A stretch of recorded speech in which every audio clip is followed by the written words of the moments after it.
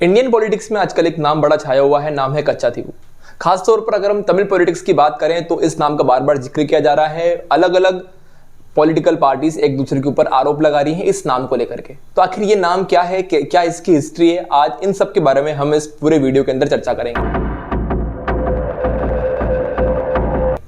Basically Katchatheevu एक island है जो आइलैंड कभी इंडिया का हिस्सा हुआ करता था, लेकिन 1974 के एग्रीमेंट के बाद इंदिरा गांधी गवर्नमेंट ने ये आइलैंड श्रीलंका को सौंप दिया।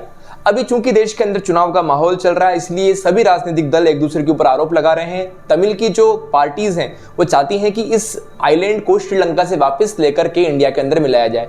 वहीं भारत की जो मुख्य पार्टी है बीजेपी, वो कांग्रेस के ऊपर इस बात को लेकर के हमला कर रही है कि क्यों, आखिर ऐसी क्या वजह रही कि 1974 में इंदिरा गांधी की कांग्रेस गवर्नमेंट ने इस आइलैंड को श्रीलंका को दिया।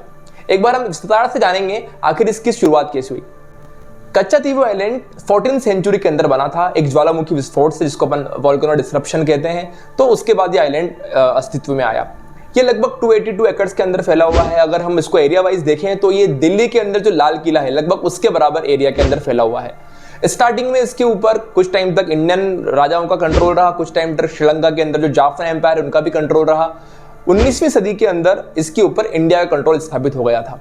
जब भारत के अंदर ब्रिटिश इंडिया गवर्नमेंट थी, उस टाइम पर उन्होंने जो तमिलनाडु का बिल्कुल सदर्न पार्ट है, रामेश्वरम के अंदर रामनाथपुरम एम्पायर है, उसको इसका अधिकार सौंप दिया था।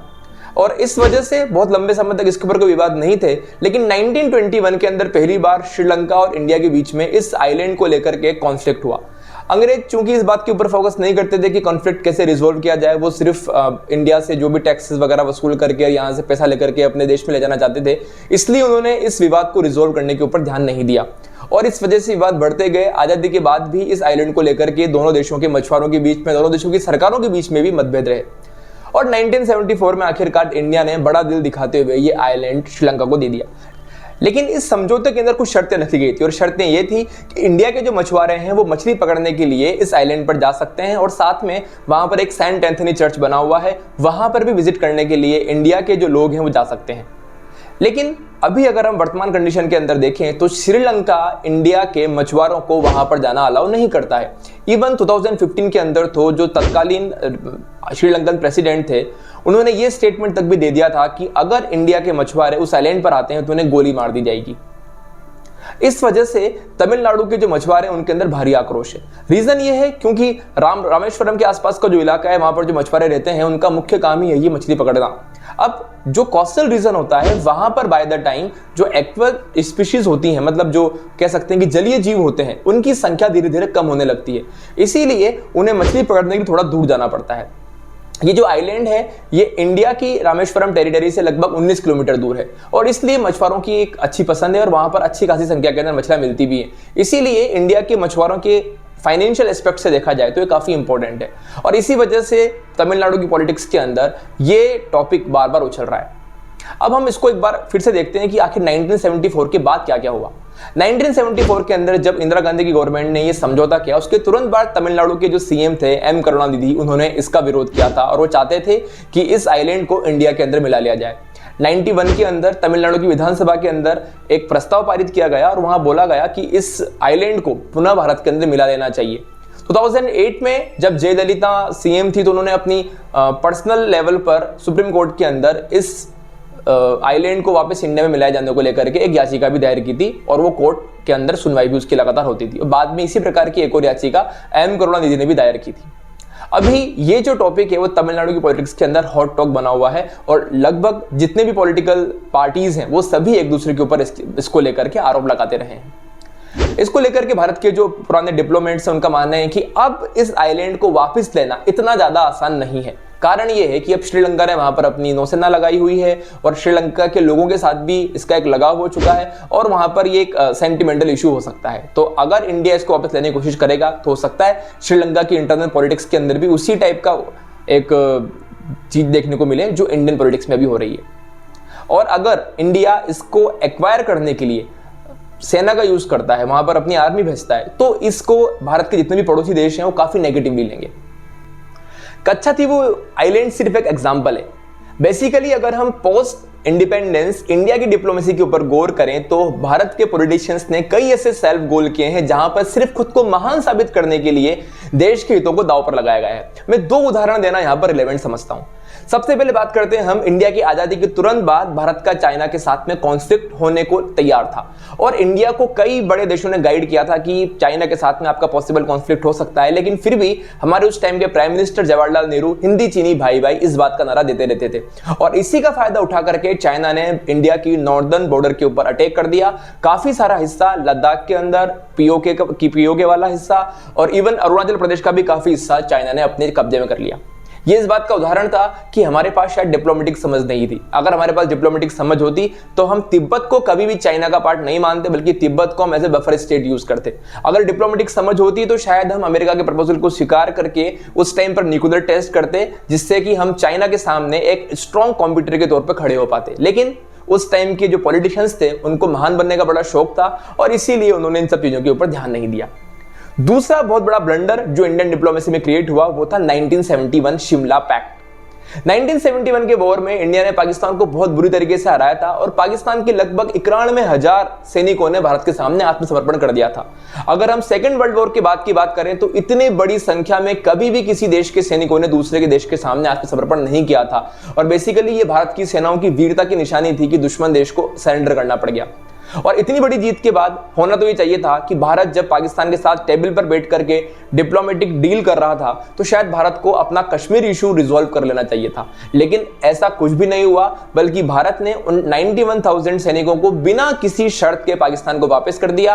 कुछ ऐसे हिस्से जो भारत के लिए स्ट्रेटेजिकली इंपॉर्टेंट थे वो भी भारत ने अपने कब्जे में रखने की कोशिश नहीं की, जबकि उस टाइम पर भारत की सेना इतनी स्ट्रांग थी कि पाकिस्तान के लाहौर तक भारत की सेनाएं पहुंच चुकी थी। यानी कि एक ऐसी स्थिति थी जब हम जैसा चाहते वैसे पाकिस्तान को डिप्लोमेटिक ट्रीटी करने के लिए मजबूर कर सकते थे। बेसिकली अगर हम देखें तो भारत की पॉलिटिक्स के अंदर स्टार्टिंग का जो फेज था वो एक आइडियलिज्म का दौर था। आइडियलिज्म यानी बड़ी बड़ी बातें करना, शांति, खुशहाली, मानवाधिकार और एथिकल वैल्यूज, यूएन का इंटरफेरेंस, मतलब ऐसी बातें जो सुनने में बड़ी अच्छी लगती हैं, जिसकी लोग तारीफ भी करते हैं, लेकिन इस सब चीजों को करने से देश का कभी कोई फायदा नहीं होता।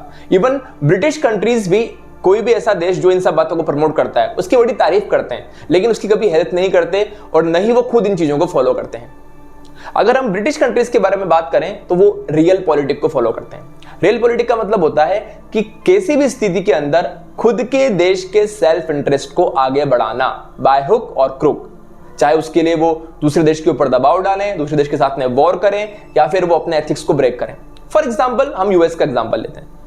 यूएस हर साल दूसरे देशों के लिए एक लिस्ट जारी करता है, वो होती है ह्यूमन राइट्स वॉच।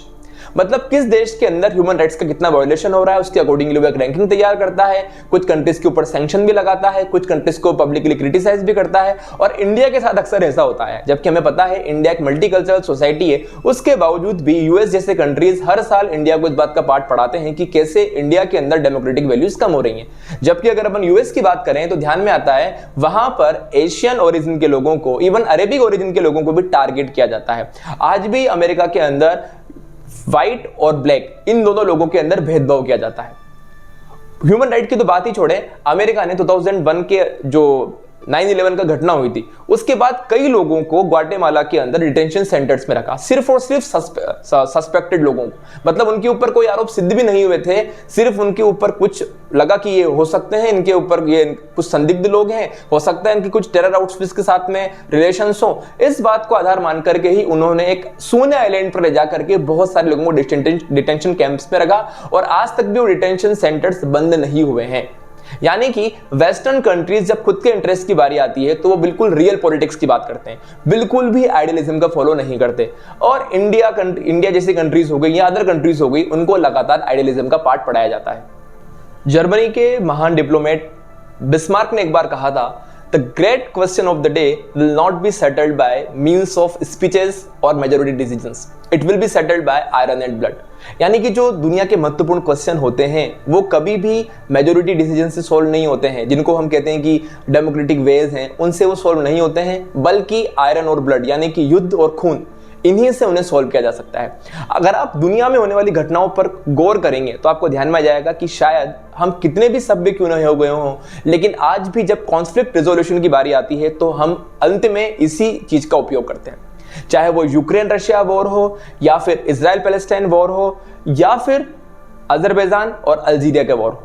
इन सब के बीच में ये बात कॉमन है कि कोई बातचीत नहीं की गई, सिर्फ एक दूसरे के खून के प्यासे लोग हो गए और लड़ाई झगड़ों के द्वारा एक दूसरे के साथ में जो प्रॉब्लम्स है उनको सॉल्व करने की कोशिश की जा रही है।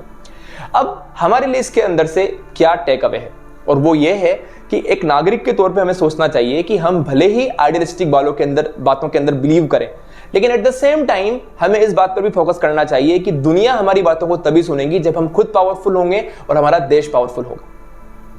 अगर आपको वीडियो अच्छा लगा हो तो इसको आप शेयर कर सकते हैं, और आपके जो सजेशंस हैं उनको कमेंट बॉक्स के अंदर लिख सकते हैं। Thank you very much.